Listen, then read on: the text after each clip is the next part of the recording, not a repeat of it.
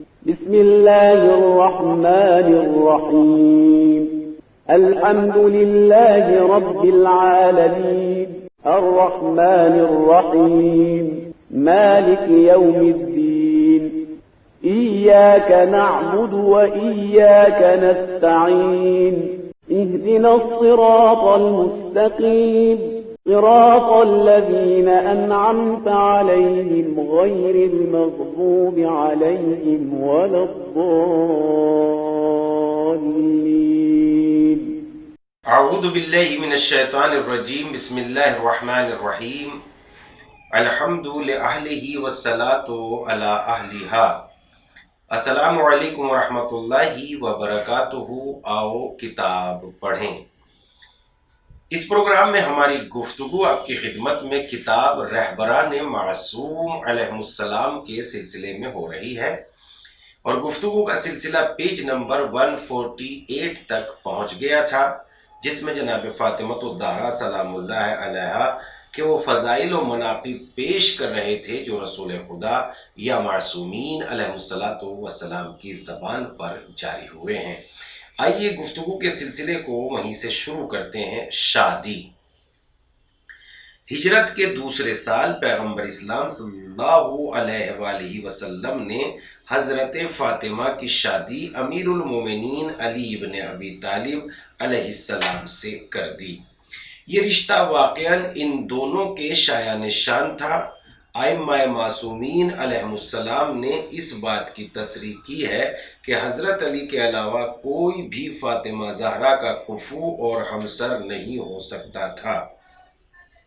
یہ رشتہ ازدواج جس سے ان دونوں افراد کی عظمتوں کا پتہ چلتا ہے، خاص خصوصیت کا حامل ہے.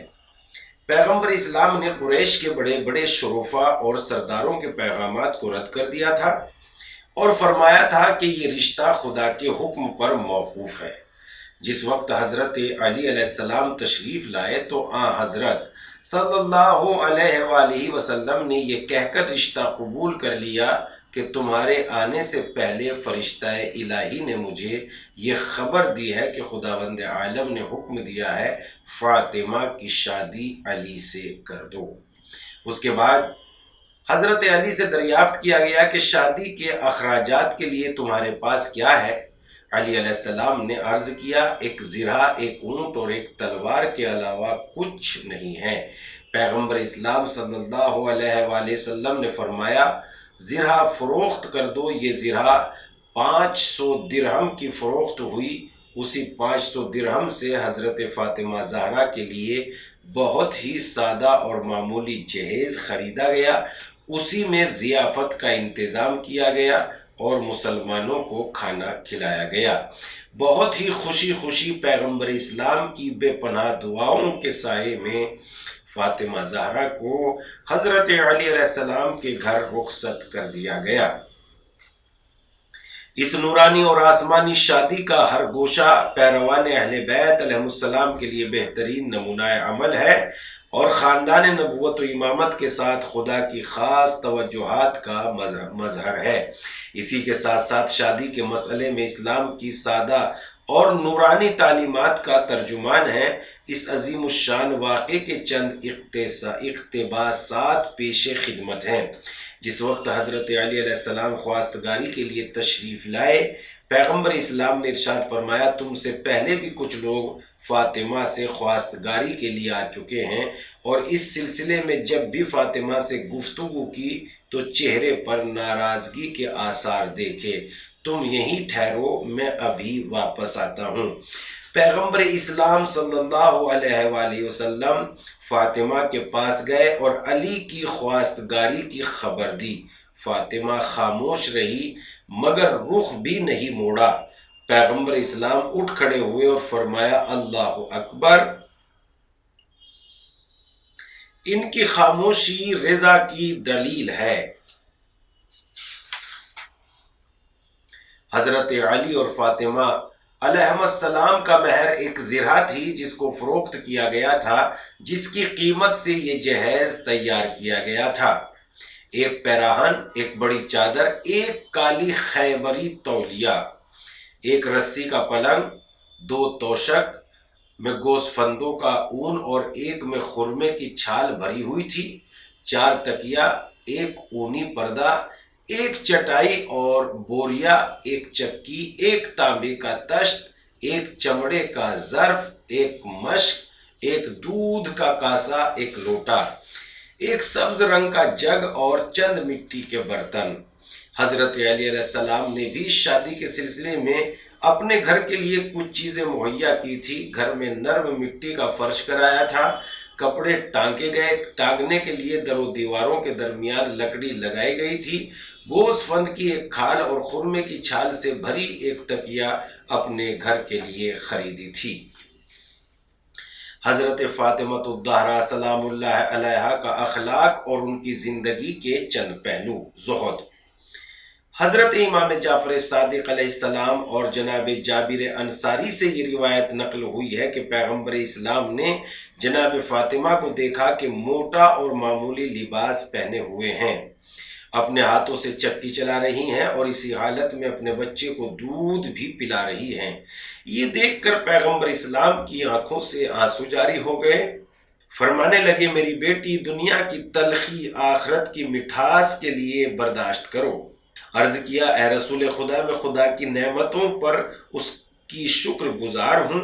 اس وقت خداوند عالم نے یہ آیت نازل فرمائی، وَلَا سَوْفَ يُؤْتِيكَ رَبُّكَ فَتَرْضَىٰ، سورہ مبارکہ دوحہ آیت نمبر 5۔ ان قریب خدا آپ کو اتنا عطا کرے گا کہ آپ خوش ہو جائیں گے۔ گھر کے کام۔ حضرت امام جعفر صادق علیہ السلام فرماتے ہیں، حضرت علی علیہ السلام پانی اور لکڑی لاتے تھے اور جناب فاطمہ آٹا پیستی تھی، گوندتی تھی، روٹی پکاتی تھی، لباس درست کرتی تھی، اور آپ سب سے زیادہ حسین اور خوبصورت تھی۔ آپ کے پاکیزہ رخسار خوبصورتی میں پھول تھے۔ خدا کا سلام ہو ان پر اور ان کے شوہر پر اور ان کے فرزندوں پر۔ حضرت علی علیہ السلام نے فرمایا، فاطمہ نے مشک سے اتنا پانی بھرا کہ سینے پر نشان پڑ گیا تھا، اور اتنی زیادہ چکی چلائی کہ ہاتھ زخمی ہو گئے تھے، اتنی زیادہ گھر میں جھاڑو دی کہ لباس گرد آلودہ ہو گئے۔ اس سلسلے میں انہوں نے بڑی زحمتیں برداشت کی اور کافی رنج اٹھائے۔ پیغمبر اسلام پیغمبر فاطمہ کی مدد کرتے ہیں۔ رسول خدا صلی اللہ علیہ وآلہ وسلم حضرت علی علیہ السلام کے گھر تشریف لے گئے، دیکھا کہ فاطمہ کے ساتھ چکی چلا رہے ہیں۔ رسول خدا نے فرمایا، تم میں سے کون زیادہ تھک گیا ہے؟ علی نے فرمایا، اے رسول خدا، فاطمہ۔ پیغمبر اسلام نے فاطمہ سے فرمایا، میری بیٹی اٹھ جاؤ۔ فاطمہ اٹھ گئی، ان کی جگہ پیغمبر بیٹھ گئے اور حضرت علی کے ساتھ چکی چلانے میں مشغول ہو گئے۔ وہ زوجہ جو شوہر سے فرمائش نہیں کرتی۔ امام محمد باقر علیہ السلام نے فرمایا، جناب فاطمہ نے علی علیہ السلام کے لیے یہ عہد کیا تھا کہ گھر کے کام، آٹا گوندنا، روٹی پکانا اور جھاڑو دینا، یہ سب وہ انجام دیں گی، اور علی نے فاطمہ سے یہ معاہدہ کیا تھا کہ گھر کے باہر کے کام، لکڑی لانا، سودا لانا، وہ انجام دیں گے۔ ایک دن علی علیہ السلام نے جناب فاطمہ سے پوچھا، کچھ کھانے کو ہے؟ فاطمہ نے کہا، قسم اس ذات کی جس نے آپ کے حق کو عظیم کیا ہے، 3 دن ہو رہے ہیں، کچھ نہیں ہے کہ آپ کی خدمت میں حاضر کروں۔ فرمایا، پھر مجھ سے کہا کیوں نہیں؟ فاطمہ نے فرمایا، رسول خدا نے مجھے منع کیا ہے کہ میں آپ سے کوئی فرمائش کروں۔ انہوں نے فرمایا کہ اپنے ابن ام سے کوئی فرمائش نہ کرنا، جو لے آئے اسے لے لینا، ورنہ کچھ نہ کہنا۔ باہمی زندگی میں ہم آہنگی۔ امیر المومنین علی ابن ابی طالب علیہ السلام نے فرمایا، خدا کی قسم، جب تک فاطمہ زندہ رہی میں نے کبھی بھی ان کو ناراض نہیں کیا اور نہ کسی کام پر انہیں مجبور کیا۔ انہوں نے کبھی بھی مجھے ناراض نہیں کیا، میری نافرمانی نہیں کی۔ جب بھی ان کی طرف دیکھتا تھا تو میرے تمام رنج و غم دور ہو جاتے تھے۔ سب سے سچی خاتون۔ عائشہ کا بیان ہے کہ رسول خدا کے علاوہ کسی کو فاطمہ سے زیادہ سچا نہیں دیکھا۔ عبادت۔ حسن بصری کا بیان ہے کہ اس امت میں فاطمہ سے زیادہ عبادت گار نہیں گزرا، نماز و عبادت میں اس قدر کھڑی رہتی تھی کہ پاؤں ورم کر گئے تھے۔ عبادت اور دوسروں کے لیے دعائیں۔ امام حسن مجتبی علیہ السلام کا بیان ہے، میں نے اپنی والدہ جناب فاطمہ کو دیکھا کہ شب جمعہ محراب عبادت میں مشغول ہے، سپیدہ سحری کے نمودار ہونے تک رکوع و سجود اور عبادت میں مصروف ہیں۔ میں سن رہا تھا کہ مومنین و مومنات کے لیے نام لے لے کر دعائیں کر رہی تھی اور اپنے لیے ایک دعا بھی نہیں کی۔ میں نے عرض کیا، مادر گرامی، جس طرح آپ دوسروں کے لیے دعائیں کر رہی تھی اپنے لیے کیوں نہ دعائیں کی؟ فرمایا، میرے لال، پہلے پڑوسی پھر خود پردہ۔ حضرت امام موسیٰ کاظم علیہ السلام اپنے آباء و اجداد سے روایت کرتے ہیں کہ امیر المومنین علی علیہ السلام نے ارشاد فرمایا، ایک نابینا نے آپ کے گھر میں داخل ہونے کی اجازت چاہی، آپ نے اپنے کو ایک چادر میں چھپا لیا۔ رسول خدا نے ان سے فرمایا، تم نے اپنے کو کیوں چھپایا؟ درحالہ کہ یہ تو نابینا ہے، وہ تمہیں نہیں دیکھ سکتا۔ عرض کیا، اگر وہ مجھے نہیں دیکھ رہا ہے تو میں تو اسے دیکھ رہی ہوں، اس کی ناک تو صحیح و سالم ہے، وہ میری خوشبو تو سونگھ سکتا ہے۔ رسول خدا نے فرمایا، میں گواہی دیتا ہوں تم میرے بدن کا حصہ ہو۔ عفت اور اجنبی لوگوں سے دوری۔ اس سوال کے جواب میں عورتوں کے لیے سب سے بہترین چیز کیا ہے؟ جناب فاطمہ زہرا نے ارشاد فرمایا، عورتوں کے لیے سب سے بہترین چیز یہ ہے کہ مرد ان کو نہ دیکھیں اور وہ مردوں کو نہ دیکھیں۔ پیغمبر اسلام نے اپنے اصحاب سے دریافت فرمایا کہ کون سا وقت ہے جب عورت خدا سے سب سے زیادہ نزدیک ہے؟ جناب فاطمہ زہرا نے فرمایا، عورت اس وقت اپنے خدا سے سب سے زیادہ نزدیک اور مقرب ہے جب وہ اپنے گھر میں رہے۔ پیغمبر اسلام نے جب فاطمہ کا جواب سنا تو فرمایا، فاطمہ میرے بدن کا حصہ ہے۔ یہ بات واضح ہے کہ عورت کا گھر سے نکلنا اگر کسی حرام کا سبب نہیں ہے تو پھر گھر سے نکلنا حرام نہیں ہے، بلکہ بعض اہم امور کی انجام دہی کے لیے گھر سے نکلنا ضروری ہے، جیسے حج وغیرہ۔ اس روایت کا مقصد یہ ہے، عورتوں کو بلا سبب گھر سے باہر نہ نکلنا چاہیے اور خام خواہ مردوں کی نگاہوں کے سامنے نہ آنا چاہیے۔ گھر کی خادمہ کے ساتھ تقسیم کار۔ سلمان فارسی کا بیان ہے کہ فاطمہ بیٹھی ہوئی تھی اور اپنے ساتھ اپنے ہاتھ سے چکی چلا رہی تھی اور جو پیس رہی تھی، ہاتھوں کے زخمی ہونے کی بنا پر چکی کا دستہ خون ہو رہا تھا، اور اس وقت امام حسین کمسن تھے، ایک گوشے میں بھوک سے رو رہے تھے۔ میں نے عرض کیا، اے بنت رسول، آپ کا ہاتھ زخمی ہے، فضہ موجود ہے، وہ کام کریں گی؟ فرمایا، رسول خدا نے مجھے نصیحت فرمائی ہے کہ ایک روز فضہ کام کریں اور ایک روز میں۔ کل فضہ کی باری تھی۔ زینت سے کنارہ کشی۔ حضرت زین العابدین علیہ السلام نے ارشاد فرمایا، اسماء بنت امیس نے مجھ سے بیان کیا کہ میں آپ کی دادی جناب فاطمہ کی خدمت میں حاضر تھی، اتنے میں رسول خدا تشریف لائے۔ اس وقت آپ کے گلے میں سونے کا ایک گلوبند تھا جس کو حضرت علی نے اس حصے سے خریدا تھا جو انہیں غنیمت سے ملا تھا۔ پیغمبر اسلام نے فرمایا، کہیں لوگ یہ نہ کہیں کہ محمد کی بیٹی جابر بادشاہوں کی طرح لباس پہنتی ہے۔ فاطمہ نے اس گلوبند کو پارا پارا کر دیا، اس کو فروخت کر دیا اور اس کی قیمت سے غلام خرید کر آزاد کر دیا۔ اس عمل سے رسول خدا بہت زیادہ خوش ہوئے۔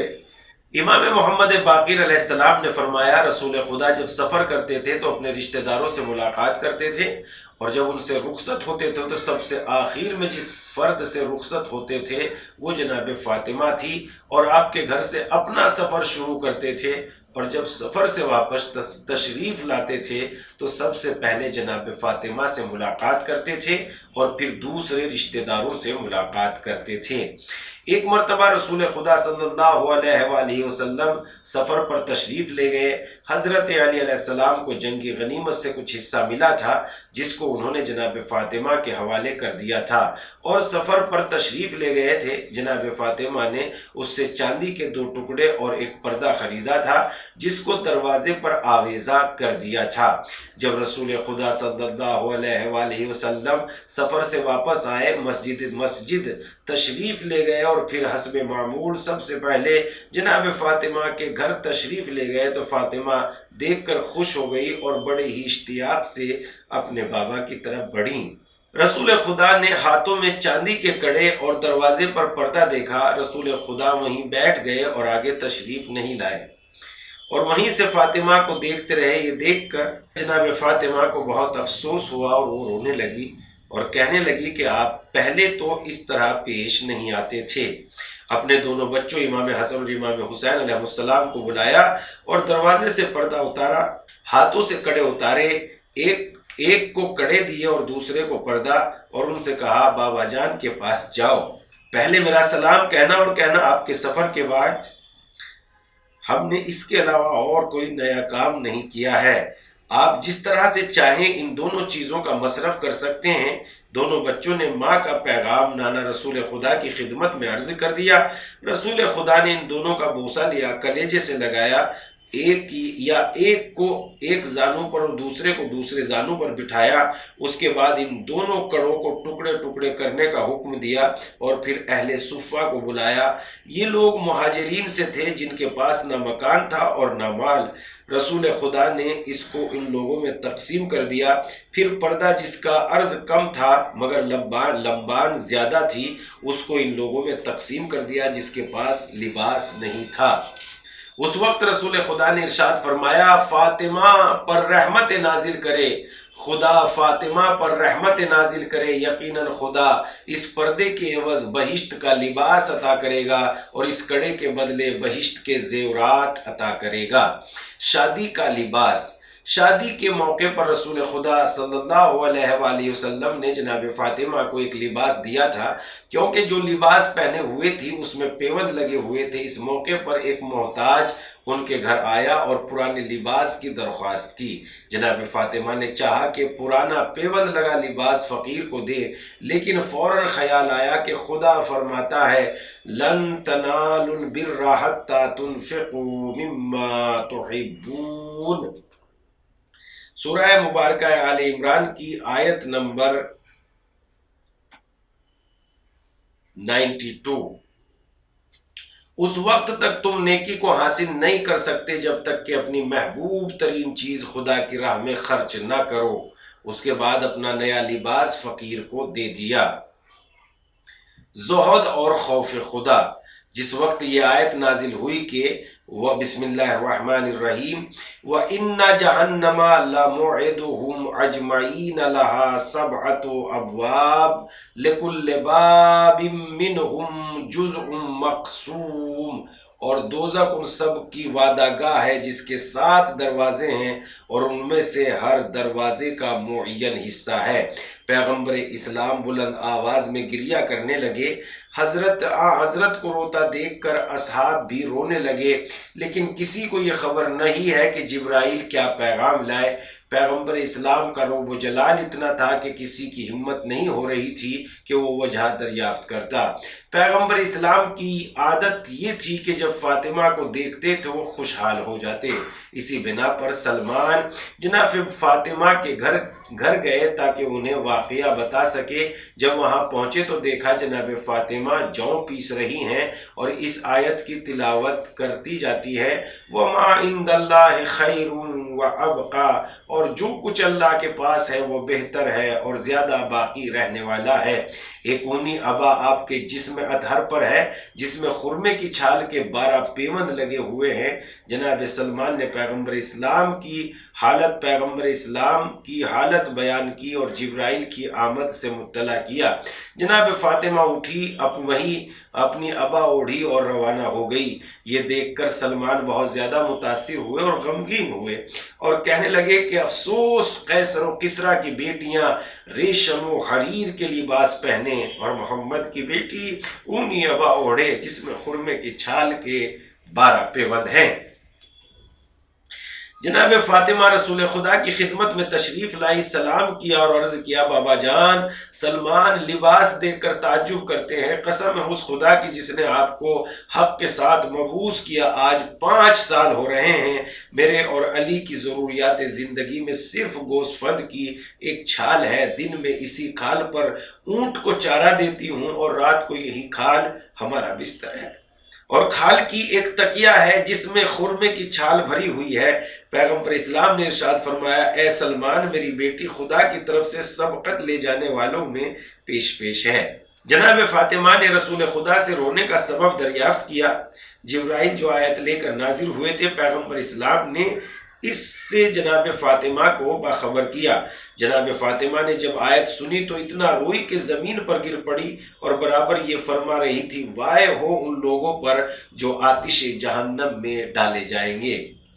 ہماری گفتگو پیج نمبر 159 تک پہنچ چکی ہے اور وقت کا دامن بھی تنگ ہو چکا ہے، لہذا گفتگو کو یہیں پر تمام کرتے ہیں۔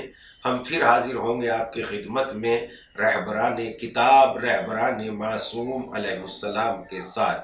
تب تک کہ دیکھتے رہیے آؤ کتاب پڑھیں اور دوسروں کو بھی شیئر کر دیجئے تاکہ ہماری یہ محنت اور آپ کی کوشش دوسروں کو علم اور تعلیم کے معاملے میں باخبر کر دے، دوسروں تک علم پہنچ جائے۔ اس سے بڑھ کے کوئی سعادت نہیں ہے کہ دوسروں تک علم پہنچا دیا جائے۔ والسلام۔